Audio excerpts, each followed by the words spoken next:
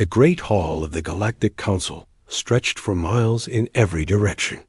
Hundreds of different alien species filled the massive chamber, their voices creating a symphony of strange sounds. Some had tentacles instead of arms, others had multiple eyes, and a few floated in the air without any visible means of support. This was the center of galactic civilization, where the fate of entire worlds was decided. Commander Zethkar stood at the center of the hall.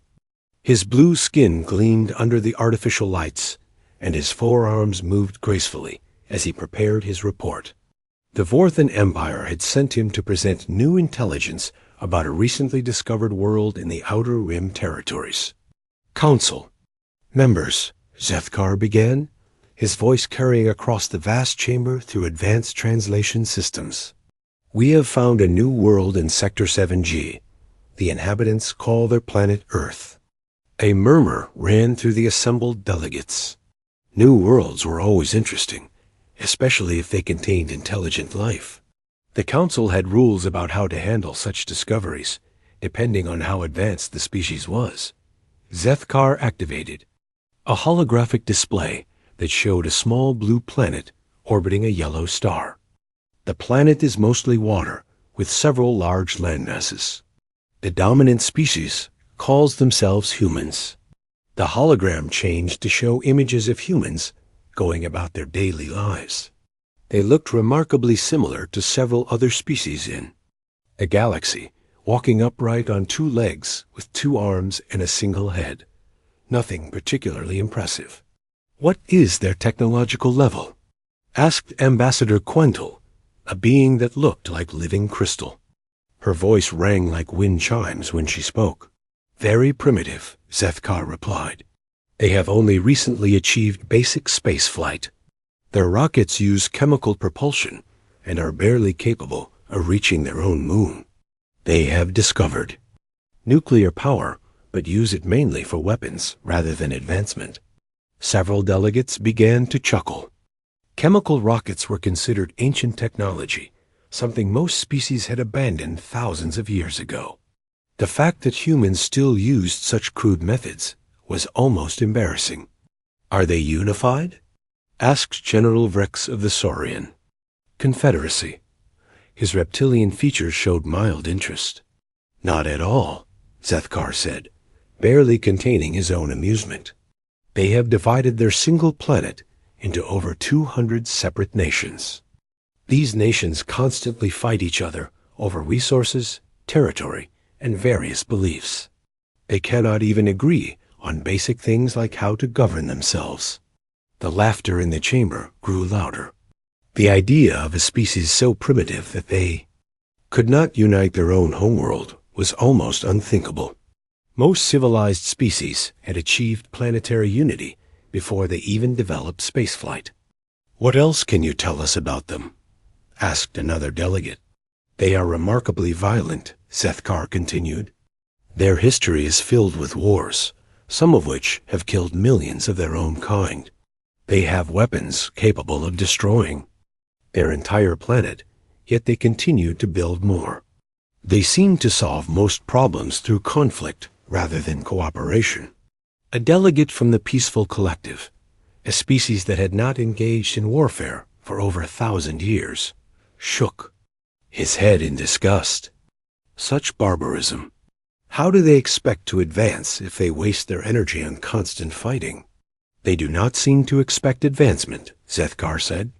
Many of their nations spend more resources on military weapons than on science or exploration. They appear to be more interested in defeating each other than in improving their condition. The Council's chief scientist, Dr. Melker, leaned forward with interest. Do they show any signs of developing faster-than-light travel? None whatsoever. Zethkar replied. Their best scientists are still working on the basic principles.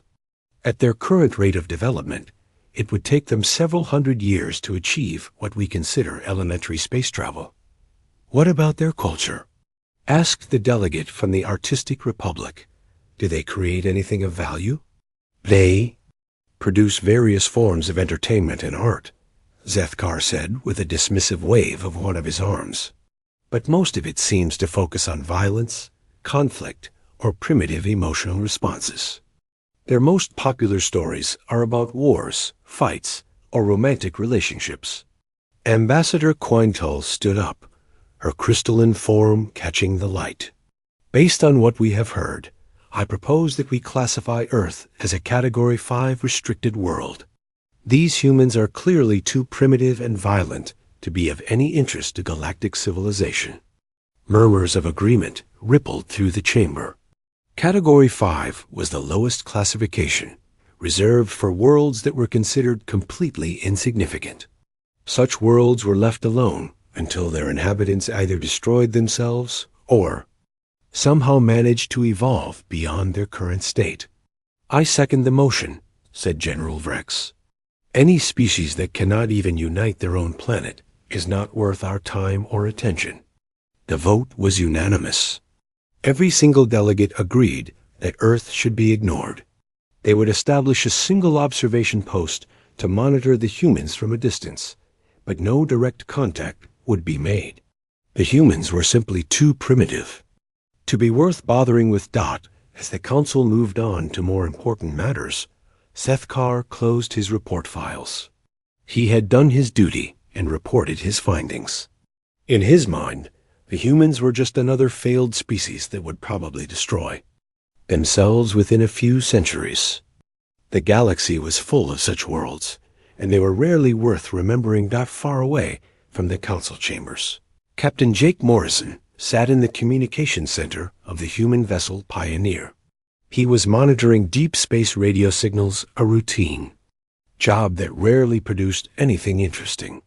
The Pioneer was humanity's most advanced ship, though it would have been considered a primitive toy. By galactic standards, Jake had been listening to the same empty static for hours when something caught his attention. A faint signal, unlike anything he had ever heard before. It was too organized to be natural, too complex to be from any human source. He quickly began recording and trying to decode what he was hearing. The signal was fragments of the council's transmission, leaking through space despite their advanced encryption. Jake could only understand bits and pieces, but what he heard made his blood run cold. References to Earth, to humans, to primitive species. Someone was watching them, and they were not impressed.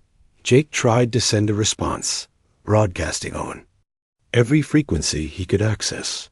But his crude radio signals were like whispers in a hurricane compared to the advanced technology he was trying to reach. The signals from space continued for a few more minutes, then faded away completely. Jake stared at his instruments, knowing that everything had changed. Humanity was not alone in the universe, and their galactic neighbors had already judged them. The verdict was not good. In the depths of space, a single automated probe began its journey toward Earth.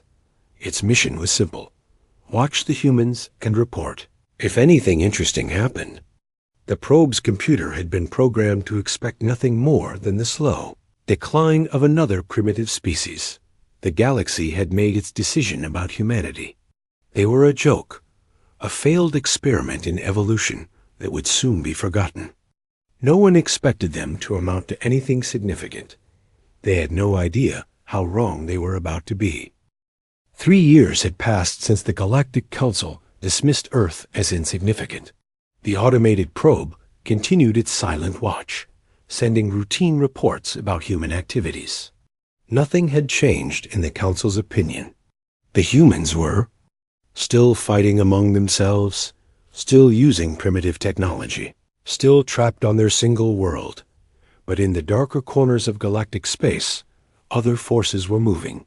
The Screeth Dominion had been expanding aggressively for the past decade, conquering worlds and enslaving species that could not defend themselves. Unlike the Council, the Screeth did not care about galactic law or peaceful coexistence.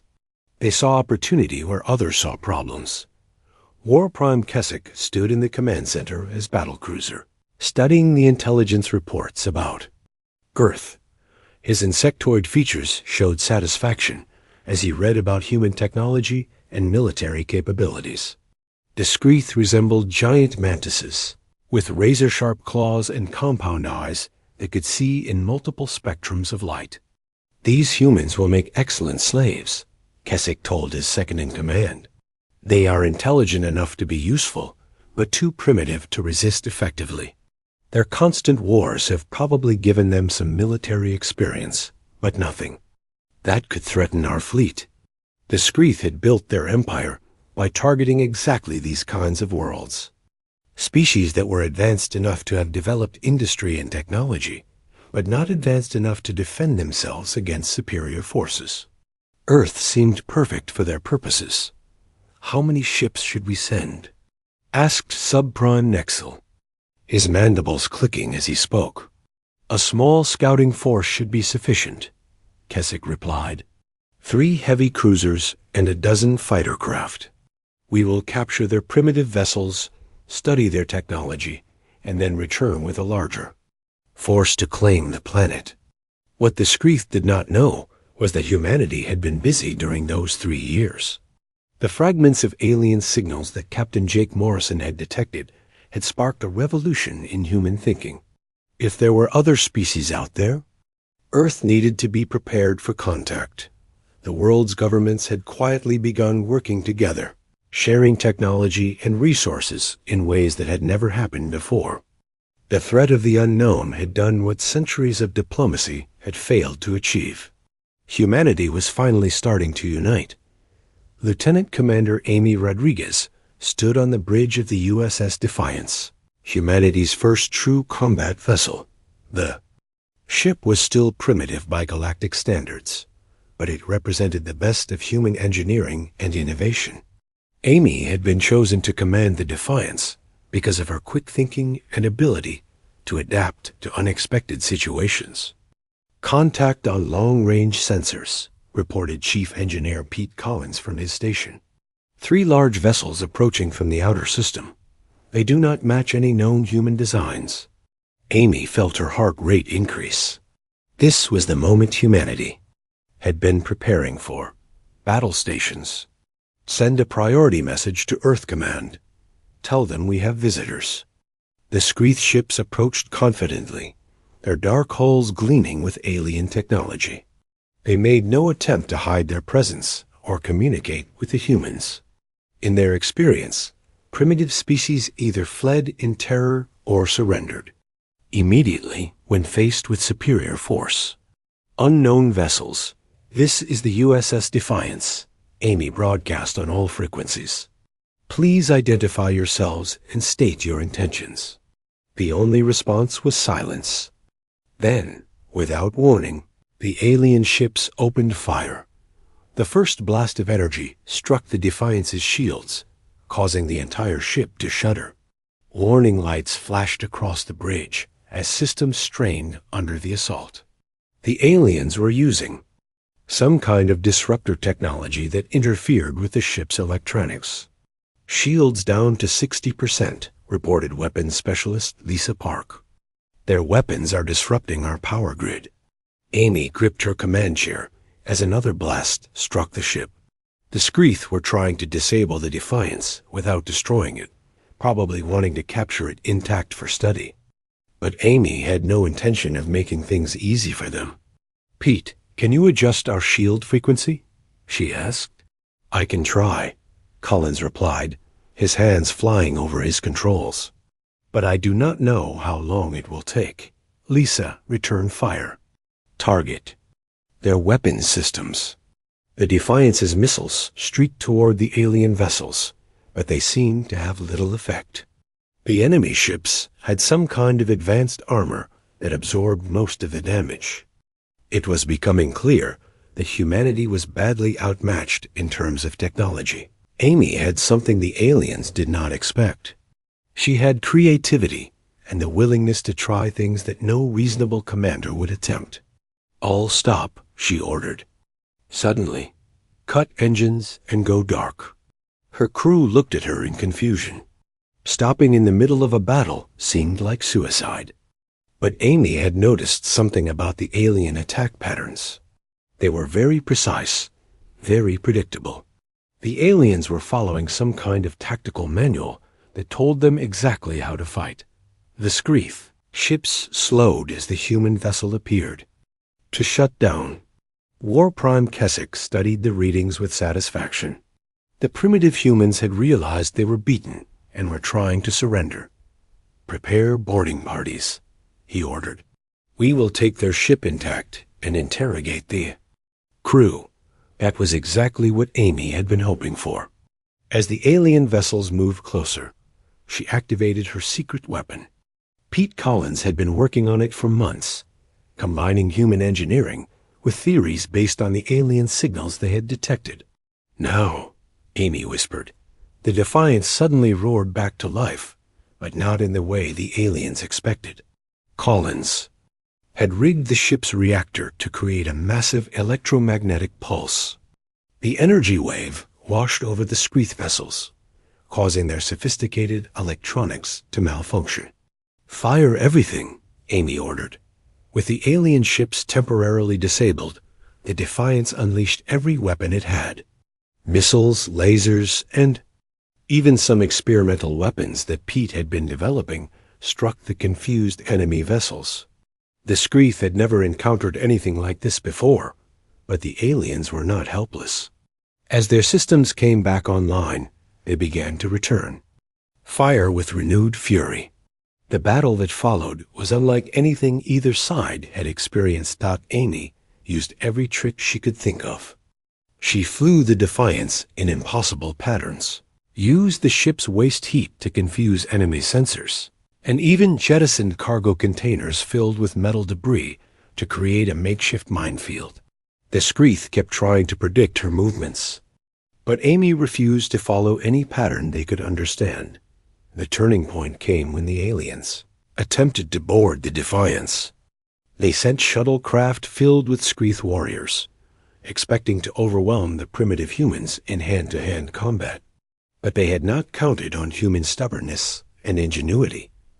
Lisa Park had armed the crew with improvised weapons and turned the ship's corridors into a maze of traps. The Screeth found themselves fighting enemies who refused to follow the rules of civilized warfare.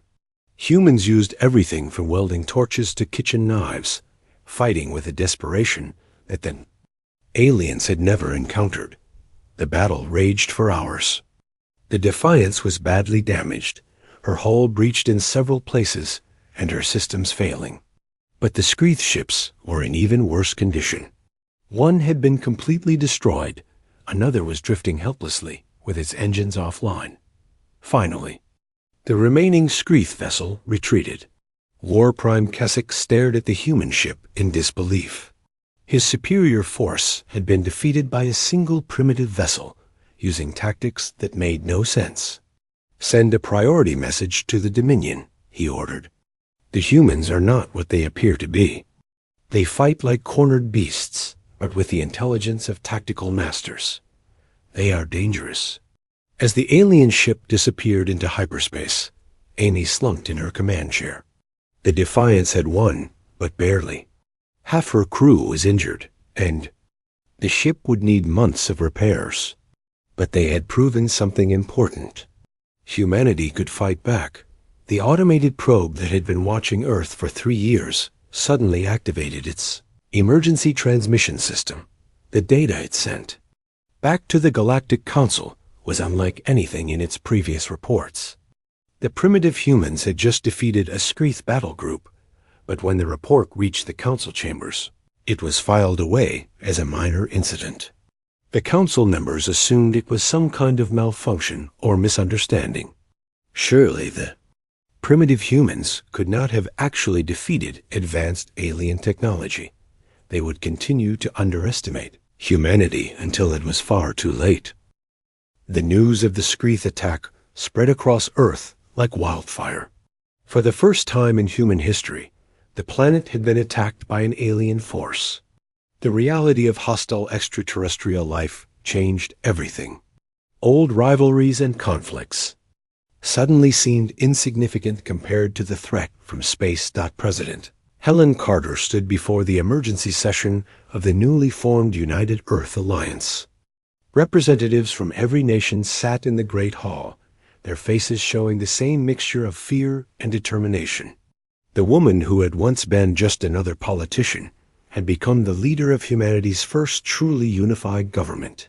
The attack on the USS Defiance was not random, President Carter announced. Intelligence analysis shows that the aliens specifically targeted us. They knew about our capabilities and planned to exploit what they saw as our weakness. General Marcus Stone, the military commander of the Alliance forces, stepped forward. His weathered face showed the strain of the past few weeks. The aliens will return. Our victory was impressive, but it was also costly. We barely survived one encounter. We need to be ready for a full-scale invasion. In the months following the attack, humanity transformed itself in ways that no one had thought possible. The same species that had been dismissed as primitive and divided showed a capacity for adaptation that shocked even themselves. Earth's governments shared technology, resources, and information with unprecedented cooperation. Dr. Rachel Thompson had been studying the wreckage of the Screeth vessels that the USS Defiance had managed to destroy. Her laboratory was filled with alien technology that would have been considered impossible just a year earlier. The xenobiologist had become humanity's leading expert on extraterrestrial life almost overnight. The alien technology is more advanced than ours, Dr. Thompson explained to a gathering of the world's top scientists. But it follows very predictable patterns. They seem to have standard solutions for most problems. What we lack in sophistication, we can make up for in creativity. The discovery was revolutionary. While the aliens had better technology, they appeared to think in very rigid ways. Human engineers and scientists began developing hybrid systems that combined human innovation with alien principles. The results were crude but effective. Engineer Bobby Chun had been working around the clock to create new weapon systems. His workshop looked like a combination of a high-tech laboratory and a junkyard. Pieces of alien technology sat next to human tools and equipment, creating devices that neither species would have thought possible. We cannot match their power, Bobby explained as he demonstrated his latest creation. But we can make weapons that work in ways they do not expect. Their armor is designed to stop certain types of energy, so we use different types of energy. The weapon he showed them looked like a cross between a human rifle and an alien energy projector. It fired bursts of modified plasma that could penetrate Screeth armor by constantly changing frequency. The aliens' sophisticated defenses were useless against something that never behaved the same way twice. Meanwhile, Captain Steve Baker was preparing for humanity's first deep space mission. The USS Vengeance had been built using everything they had learned from the Screeth attack. It was still primitive compared to true galactic technology, but it could travel to other star systems and fight when necessary. Our mission is simple, Captain Baker told his crew. Find the aliens who attacked us and learn everything we can about the galaxy we are now part of. We need to know who our enemies are and who might be our allies. The journey to Screeth space took several weeks. The USS Vengeance used a combination of human, rocket technology and reverse-engineered alien principles to achieve faster-than-light travel. It was slow and inefficient, but it worked. During the journey, they encountered something unexpected. A damaged space station drifted in the void between stars, its hull breached and its systems failing. The station was clearly of alien origin, but it was not Screeth technology. Life signs detected, reported the ship's scanner operator. Weak, but definitely alive. Captain Baker made a decision that would change human history. Instead of avoiding the alien station, he ordered a rescue mission. The USS Vengeance docked with the dying station and brought its sole survivor aboard. The alien was unlike anything humans had seen before. Veldon was an Aquarian, a species that resembled a cross between a dolphin and a humanoid. His blue-green skin was smooth and wet, and he breathed through gills on his neck. He had been alone on the observation station for months, watching it slowly die around him. "You are the humans," Veldin said in amazement when he recovered enough to speak. The translation device he wore made his words understandable, though his voice had a strange musical quality. "The Council said you were primitive, but you saved me." Dr. Thompson, who had joined the mission to study alien life, was fascinated by their unexpected guest. "The Council? That is the Galactic Government?" "The Galactic Council represents over 400 species," Veldin explained. "They classified your world as Category 5 restricted. You were considered too primitive to be worth contact." The revelation was shocking. Humanity had been judged and dismissed by a galactic civilization that they had never even known existed. But Veldin's next words were even more disturbing. "The Council maintains peace through superior technology and the threat of overwhelming force. But they have grown comfortable, predictable. Most species have forgotten how to truly fight for survival." As the USS Vengeance continued its journey, Veldin observed the human crew with growing amazement. He watched them solve problems through improvisation and creativity. He saw them refuse to accept defeat, even when faced with impossible odds. Most importantly, he witnessed their capacity for adaptation. "Your species is unique," Veldin told Captain Baker. "Other species specialize. They become very good at specific things. But humans seem to be able to do everything. You adapt to any situation." The observation was more accurate than Veldin realized.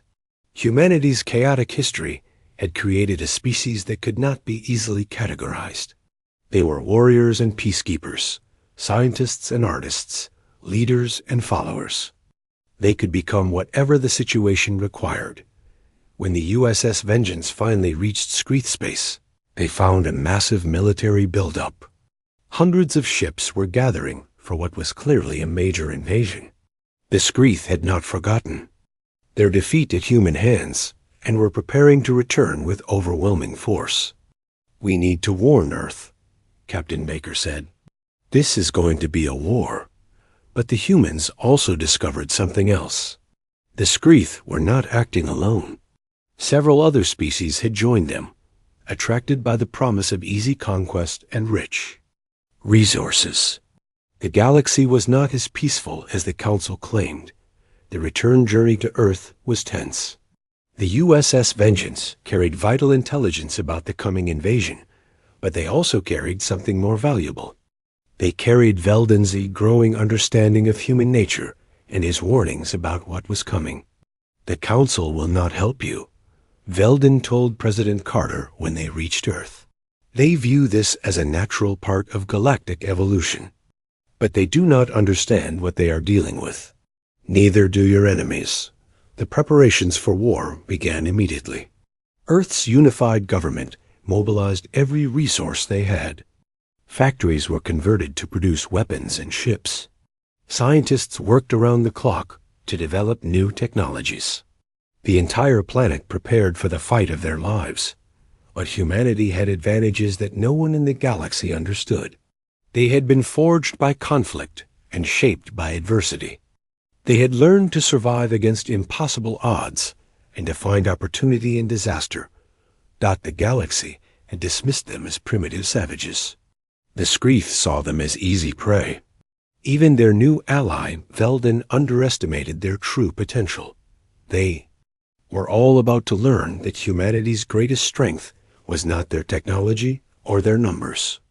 It was their absolute refusal to give up, no matter how bad things became. The coming war would test that strength to its limits. But if there was one thing that human history had proven, it was that they were at their most dangerous when they were backed into a corner with no way out. The galaxy was about to discover what that really meant. The invasion fleet that emerged from hyperspace was unlike anything humanity had ever imagined. Thousands of ships filled the void around Earth, their alien hulls gleaming with weapons designed to conquer worlds. The screech had brought all eyes. From across the galaxy, species that saw Earth as an easy target for resources and territory, War Prime Keswick stood on the bridge of his massive dreadnought, studying the primitive human defenses with satisfaction. The humans had built more ships since his last visit, but they were still using crude technology that any civilized species would have abandoned centuries ago. "Begin the bombardment," he ordered. "Target their orbital stations first, then their major cities. We will show them the price of resistance." The human defense fleet was commanded by Admiral Karen Lopez, a woman who had spent her entire career preparing for battles that everyone hoped would never come. She watched the alien armada approach with grim determination. Her ships were outnumbered, 50-1, but she had something the aliens did not expect. "All units, implement Plan Chaos," she broadcast on the command frequency. "Show them what humans do when we have nothing left to lose." The battle that followed violated every principle of traditional space warfare. Instead of forming orderly battle lines, the human ships scattered in all directions. They used the debris field around Earth as cover, fired from impossible angles, and employed tactics that confused the alien commanders. Captain Danny Wright commanded the USS Retribution, one of the new hybrid vessels that combined human innovation with alien technology. His crew had trained for months to fight in ways that no civilized species would consider. They were about to put that training to the test. "Target their command ship," Wright ordered. "Full ramming speed." His crew looked at him in shock. Ramming was considered a suicidal tactic, something that only desperate or insane commanders would attempt. But Wright had studied the alien battle formations and found a weakness. The USS Retribution accelerated directly toward the Screeth dreadnought, ignoring the withering fire from enemy weapons. At the last moment, Wright ordered a full reverse thrust that sent his ship spinning sideways. The maneuver looked like a mistake, but it allowed the Retribution to rake the alien ship's flank with every weapon they had. "Impossible," Keswick muttered as his ship shuddered under the unexpected assault. No civilized species would attempt such a maneuver, but Wright was not finished. As the Retribution spun away from the enemy dreadnought, he activated a weapon that Bobby Chun had developed specifically for this battle. The ship's reactor overloaded in a controlled explosion that sent a massive pulse of energy through the alien formation. The electromagnetic pulse disabled dozens of enemy ships, their sophisticated electronics unable to handle the chaotic energy. Patterns. It was a weapon that damaged the user as much as the enemy. But Wright had calculated that humans were better at improvising repairs than their ray. Opponents. Similar scenes played out across the battlefield. Human ships used themselves as weapons, coordinated attacks that made no logical sense, and employed technologies that should not have worked. The aliens found themselves fighting an enemy that refused to follow the rules of warfare. But despite their creativity and courage, the humans were losing. The alien alliance had too many ships, too much firepower, and too much experience. Human vessels were being destroyed faster than they could be replaced. Earth's orbital defenses were crumbling under the relentless assault. The breakthrough came when pilot Susan Hayes, flying a heavily modified fighter craft, discovered something crucial about alien technology. While pursuing a Screeth bomber, she noticed that enemy weapons had a consistent firing pattern. They were programmed to target specific weak points in a predictable sequence. "They are not thinking," she reported to Admiral Lopez. "Their weapons are following a program. If we can figure out the pattern, we can counter it." The revelation spread through the human fleet like wildfire. Communications Officer Tony Garcia began analyzing enemy fire patterns while his ship dodged through the battle. What he found was shocking. The aliens were not adapting to human tactics. They were simply trying to overwhelm them with superior numbers and technology. "They fight like computers," Garcia reported. Very sophisticated computers, but still computers. They cannot improvise like we can. Admiral Lopez immediately saw the implications. All units implement random evasion protocols. Do not repeat any maneuver twice. Make them guess what we are going to do next. The tide of battle began to shift. Human ships that had been easy targets suddenly became impossible to hit. They moved in chaotic patterns that alien targeting systems could not predict. When the aliens adapted to one tactic, the humans immediately switched to something completely different. The psychological impact was devastating. The alien crews had been trained to fight predictable enemies who followed standard military doctrine. They had no idea how to deal with opponents who seemed to make up new tactics on the spot. War Prime. Keswick watched his carefully planned invasion dissolve into chaos. His ships were being destroyed by enemies, using weapons that should not work and tactics that made no sense. The primitive humans were fighting with a creativity that his species had never developed.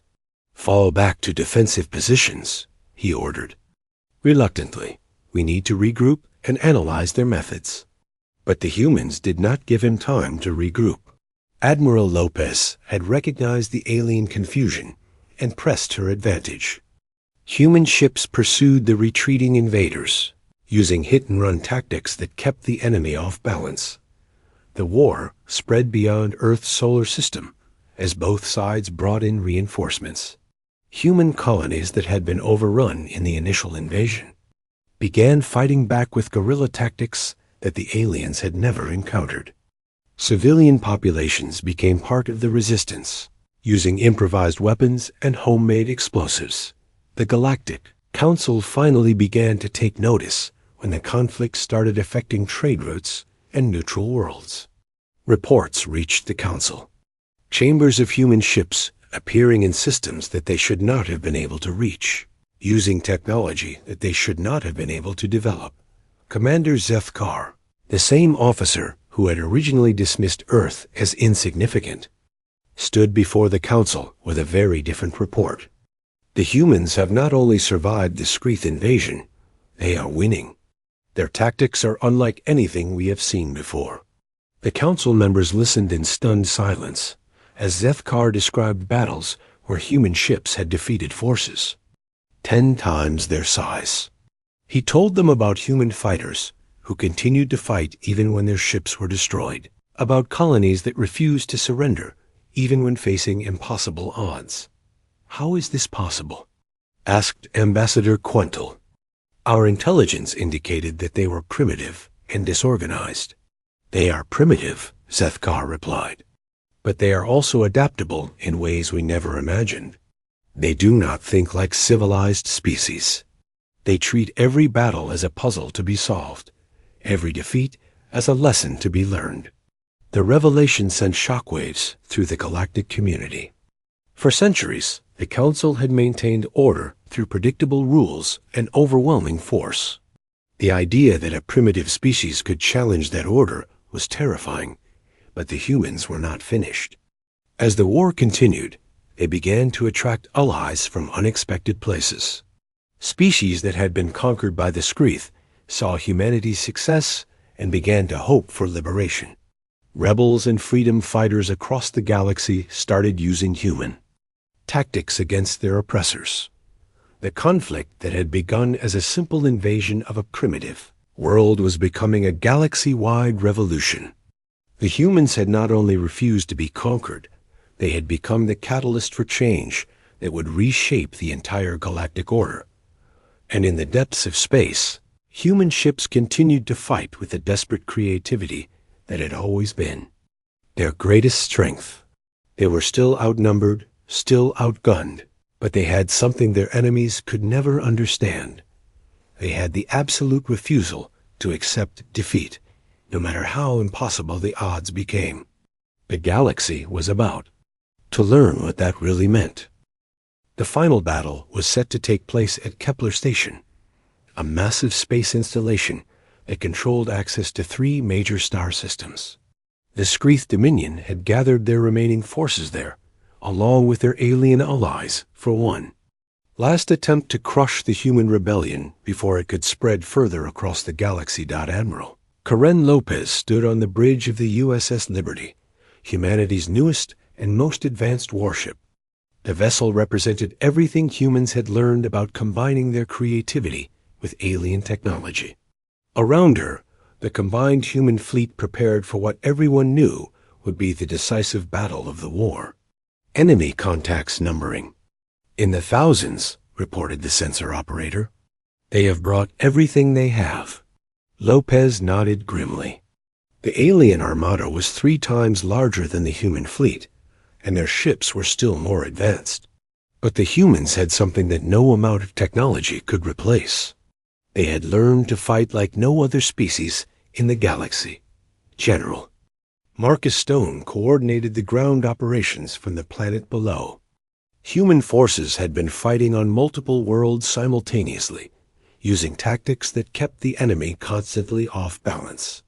They had turned the entire war into a chess game where the rules changed every time their opponents thought they understood them. All units ready for Operation Thunderstorm, Stone reported.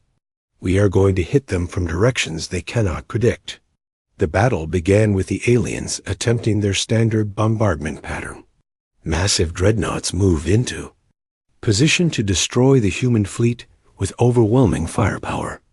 But the humans had been studying their enemies for months and knew exactly what to expect. Instead of meeting the attack head-on, the human ships scattered into small groups that moved independently. Each group had a specific mission, but they all worked together in ways that confused the alien commanders. Some targeted enemy engines, others went after weapon systems, and a few seemed to be heading directly into certain death. Captain Danny Wright commanded one of these suicide missions. The USS Retribution, badly damaged from previous battles, accelerated toward the enemy flagship with all power to engines. The aliens concentrated their fire on what they assumed was a desperate ramming attempt, but Wright had learned from previous battles. At the last moment, the Retribution released a cloud of metallic chaff that disrupted enemy sensors. Hidden in the confusion, a dozen smaller human ships emerged from the debris field and struck the alien command vessel from multiple angles. Target their bridge, Wright ordered, as his damaged ship limped away from the battle. Take out their command structure. The tactic worked perfectly. The alien flagship, designed to withstand frontal assaults, was vulnerable to the coordinated attack from multiple directions. Human weapons, modified to exploit weaknesses in alien armor, tore through the command ship's defenses. War Prime Keswick watched his bridge explode around him as human fighters swarmed his vessel. The species he had once dismissed as primitive. Savages had outmaneuvered his entire fleet.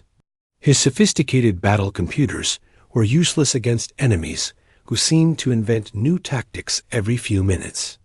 Impossible, he muttered as his ship began to break apart. No species fights like this. But the humans were not finished. As the alien command structure collapsed, Admiral Lopez implemented the most audacious strategy in military history.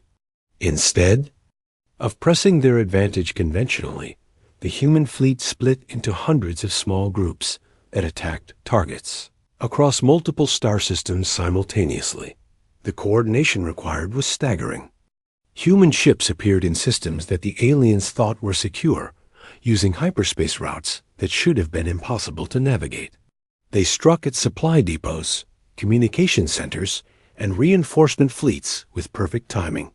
How are they doing this? Demanded Subprime Nexel as reports flooded in from across Screeth space. They cannot be in all these places at once. The answer was simple but revolutionary. Humanity had developed a new form of warfare that no galactic species had ever attempted. They treated the entire galaxy as a single battlefield, using speed and unpredictability to make up for their smaller numbers. Captain Steve Baker, now commanding a task force deep in enemy territory, demonstrated this new approach. His ships would strike at a target, disappear before the enemy could respond, then reappear somewhere completely different. The aliens could never predict where the next attack would come from. "We are not trying to hold territory," Baker explained to his crew. "We are trying to make them afraid to leave their bases. Every time they send ships to hunt us, we hit something they thought was safe. The psychological impact was devastating." The alien alliance began to fall apart as species that had joined the Screeth for easy conquest found themselves under constant attack. Their worlds were not safe, their fleets were being destroyed, and their leaders could not explain how primitive humans were winning. The breakthrough came when Veldan, the Aquarian observer, who had become humanity's first alien ally, made contact with rebel groups across the galaxy. His reports about human tactics and determination had inspired species that had been oppressed for generations. "The humans have shown us something we had forgotten," Veldan broadcast on encrypted channels. "They have shown us that the strong can be defeated by the clever, that unity and determination can overcome any technology." Rebellions erupted across the galaxy. Species that had been conquered by the Screeth began using human tactics against their oppressors. The war that had started as an invasion of Earth became a galaxy-wide revolution that changed everything. The Galactic Council, watching their ordered universe dissolve into chaos, finally acted. Commander Zethkar arrived at the Battle of Kepler, stationed with a small diplomatic fleet, broadcasting surrender terms to both sides. "This conflict must end," he announced. "The Council is prepared to grant humanity full membership in galactic civilization." Admiral Lopez, coordinating the battle from the USS Liberty, received the transmission with surprise. The same aliens who had dismissed Earth as insignificant were now offering them everything they had once been denied. "What are the terms?" she asked. "No terms," Zethkar replied. "We recognize that we were wrong about your species. You have proven that you deserve a place among civilized worlds." But the humans surprised everyone once again. Instead of accepting the Council's offer immediately, President Helen Carter requested a meeting with all galactic leaders. When the great powers of the galaxy gathered to hear humanity's demands, they expected requests for territory, resources, or revenge. Instead, Carter proposed something completely different. "We do not want to join your council," she announced. "We want to help you build a better one. A government based on cooperation instead of dominance, on diversity instead of conformity." The proposal shocked the assembled delegates. The species that had been dismissed as primitive was offering to help reform galactic civilization itself. Admiral Jake Morrison, promoted after his discovery of the first alien signals, was appointed to lead the new joint exploration program. "There is so much we do not know about the galaxy," Morrison explained. "So many worlds we have never explored, so many species we have never met. We can learn from each other if we work together." The transformation that followed was unlike anything in galactic history. The rigid hierarchy of the Council was replaced by a more flexible system that valued innovation and adaptation. Human ideas about problem-solving and conflict resolution spread throughout civilized space. Dr. Rachel Thompson, now the galaxy's leading expert on interspecies cooperation, established research programs that brought together scientists from hundreds of different worlds.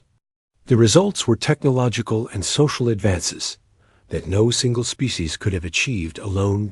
Engineer Bobby Chun opened workshops where human and alien engineers worked together to create technologies that combined the best of both approaches. The devices they produced were more advanced than anything the galaxy had seen before, but they were also more reliable and easier to maintain. The war had ended not with conquest, but with transformation. The species that had been dismissed as too primitive to matter had become the catalyst for a new era of galactic civilization. They had shown that diversity and creativity were more powerful than any weapon, But perhaps the most important change was in how the galaxy viewed conflict itself. The old system of maintaining peace through superior force had been replaced by something better. Problems were solved through cooperation and innovation rather than intimidation.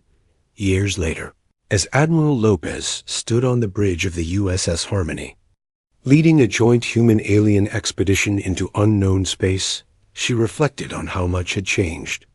The galaxy was no longer a place where the strong dominated the weak.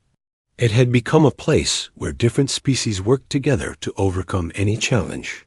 New contacts on long-range sensors, reported the communications officer, a young Aquarian, who had learned human tactics from Veldon.